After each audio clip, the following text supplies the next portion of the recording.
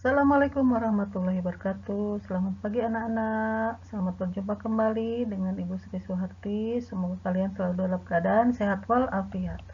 Kita bertemu di Sri Suharti 66 Official. Jangan lupa subscribe, like, and share video ini. Terima kasih.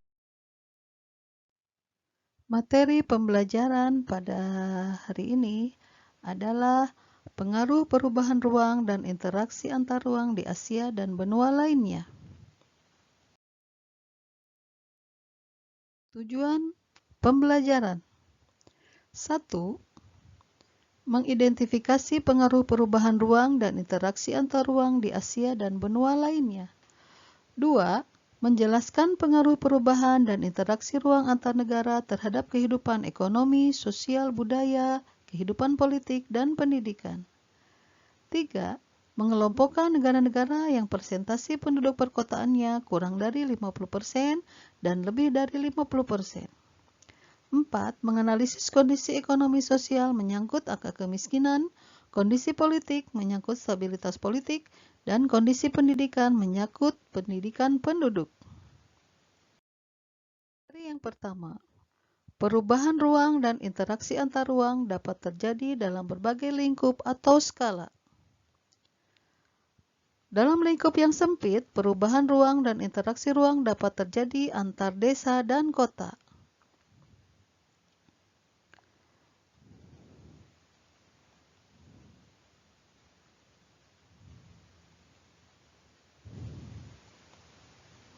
Dalam skala luas dapat terjadi antar negara dan benua.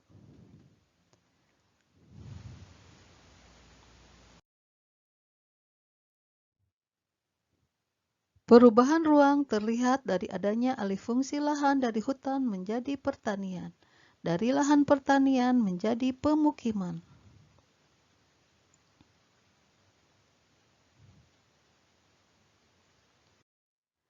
Di Asia, perubahan ruang terlihat dari alih fungsi lahan. Sekitar 50% lahan di Asia telah berubah menjadi wilayah pertanian. Banyak daerah di Asia berubah menjadi daerah perkotaan. Perubahan tersebut mendorong terjadinya interaksi antar ruang dalam bentuk perpindahan penduduk dari desa ke kota. Pada tahun 2015, sekitar 47% penduduk Asia tinggal di daerah perkotaan. Menurut data kependudukan, dominasi penduduk perkotaan atau urban population terhadap jumlah penduduk di Indonesia meningkat setiap tahunnya.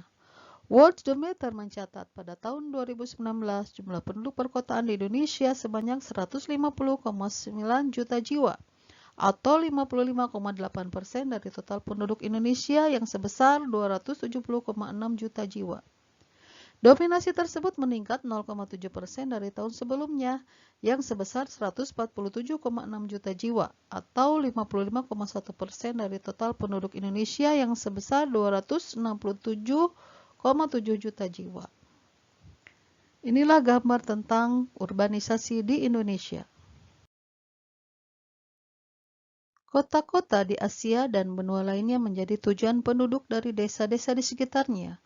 Perkembangan ekonomi yang cepat di daerah perkotaan membuat banyak peluang kerja dan kesempatan berusaha, sehingga banyak penduduk desa pindah ke kota.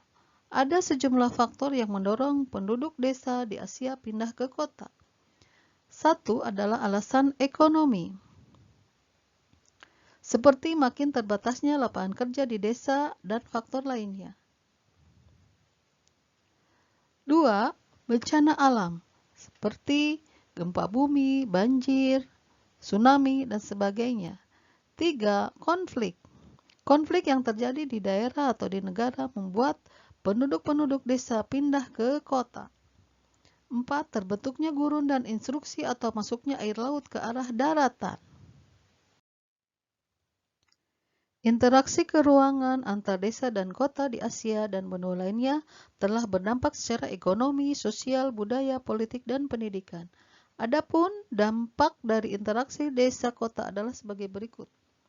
1. Semakin beragamnya orientasi mata pencaharian. Dari hanya berorientasi pertanian berkembang menjadi industri yang memanfaatkan hasil pertanian. 2. Semakin meningkatnya produktivitas pertanian, dan adanya teknologi tepat guna.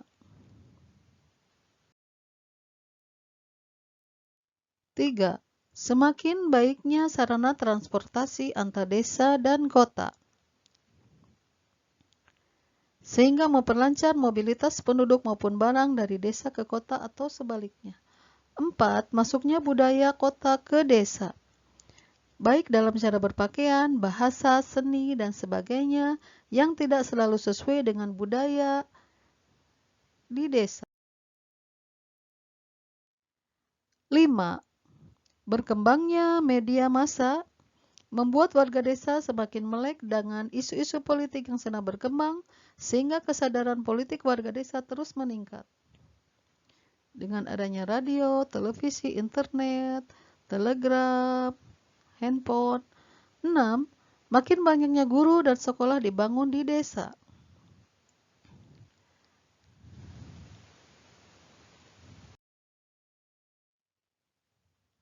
Pengaruh interaksi keruangan bagi perkotaan. Secara ekonomi, kota memperoleh sumber daya alam dari desa berbentuk sumber daya manusia, sumber daya alam dari lahan pertanian, sumber daya alam hasil tambang. Penduduk desa yang bekerja di kota sebagian tidak menjadi penduduk kota yang sukses, dan sebagian menimbulkan masalah kemiskinan di kota yang tampak dari adanya pemukiman rumah-rumah kumuh.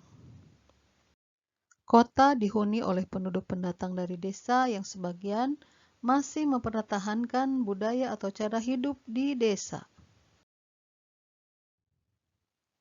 Pengaruh interaksi keruangan bisa terjadi antar negara atau antar benua. Pengaruh perubahan dan interaksi ruang antar negara terhadap kehidupan ekonomi.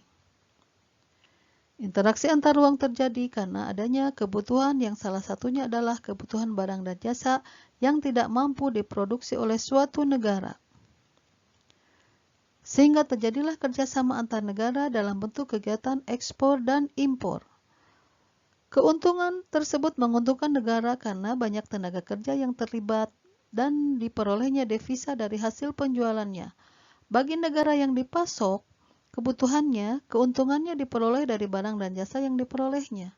Barang dan jasa tersebut dapat berupa konsumtif maupun untuk keperluan produksi, misalnya mesin-mesin industri. Pengaruh perubahan dan interaksi ruang antar negara terhadap kehidupan sosial. Interaksi antar negara dan benua melibatkan manusia sebagai pelakunya. Interaksi antar negara dan benua dapat terjadi dengan saling bertemu atau melalui media komunikasi. Kehidupan sosial dapat berubah karena adanya pengaruh dari interaksi tersebut. Contohnya adalah sebagian wisatawan datang ke Indonesia atau wisatawan Indonesia datang ke luar negeri sehingga membuat komunikasi berjalan dengan lancar. Pengaruh perubahan dan interaksi ruang antar negara terhadap kehidupan budaya. Saat ini, interaksi antar ruang tidak hanya bertemu secara fisik melalui tatap muka. Media transportasi dan komunikasi membuat interaksi ruang dapat terjadi lebih intensif. Kemajuan teknologi transportasi dan komunikasi mendukung terjadinya interaksi budaya. Peristiwa budaya dari suatu masyarakat dengan mudah dapat disaksikan oleh masyarakat di daerah yang berbeda.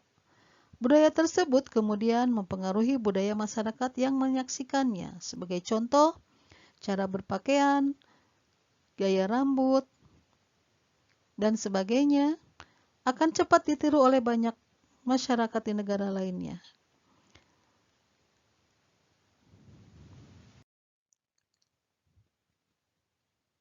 Pengaruh perubahan dan interaksi ruang antar negara terhadap kehidupan politik. Interaksi antar ruang juga mempengaruhi kehidupan politik suatu negara. Kehidupan politik suatu negara seringkali dipengaruhi oleh negara lain.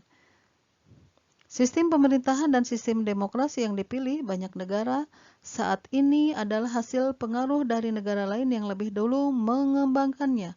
Walaupun ada penyesuaian, tetapi secara umum biasanya mengacu pada sistem pemerintahan dan demokrasi negara tertentu.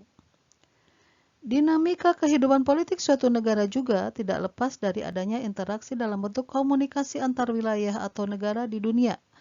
Peristiwa politik di suatu negara dapat mempengaruhi kebijakan politik negara lain. Sebagai contoh, pertikaian antara Israel dan Palestina mempengaruhi kebijakan pemerintah dalam melakukan hubungan dengan Israel maupun Palestina.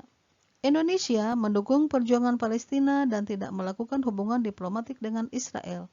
Masyarakat Indonesia juga sering melakukan protes terhadap Israel karena adanya tayangan keras Israel terhadap Palestina.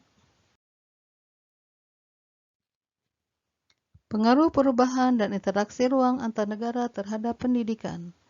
Pendidikan merupakan modal dasar untuk menuju kemajuan suatu bangsa. Banyak negara yang memberikan perhatian besar terhadap pendidikan warganya sehingga mereka berhasil menjadi negara maju. Walaupun demikian, sebagian negara masih tertinggal dalam hal pendidikan.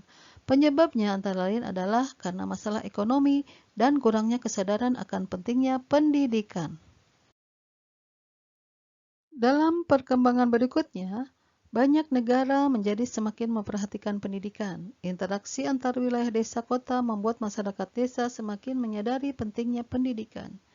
Di banyak negara, akses terhadap pendidikan menjadi semakin baik karena negara berupaya memberikan fasilitas pendidikan sampai ke desa.